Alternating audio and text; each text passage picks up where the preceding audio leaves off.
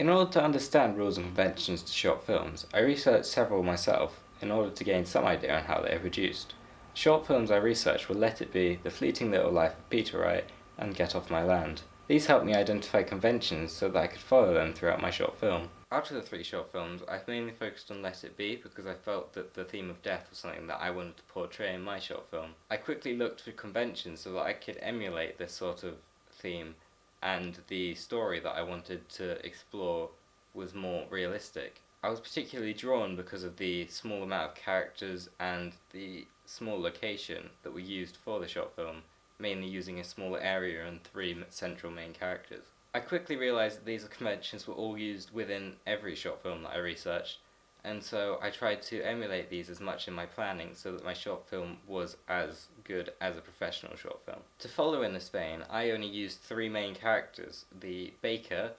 and the two characters that are used as the antagonists, as this meant that there were a small cast list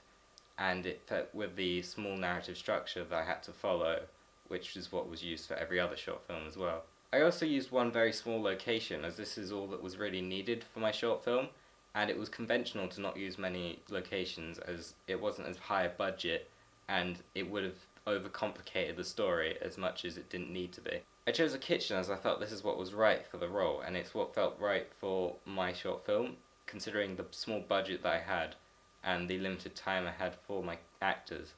meaning I couldn't hire out a bakery to film my entire short film.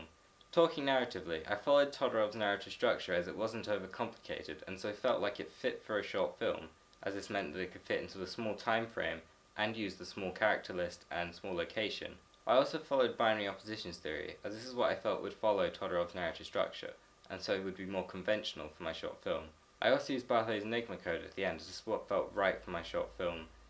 and it felt conventional to add on to the end of my entire narrative and for short films in general. As I mentioned before when discussing Let It Be, I tried to follow the emotion of grief and sadness, as this is what felt right for my short film narrative. This is also conventional as short films generally only have one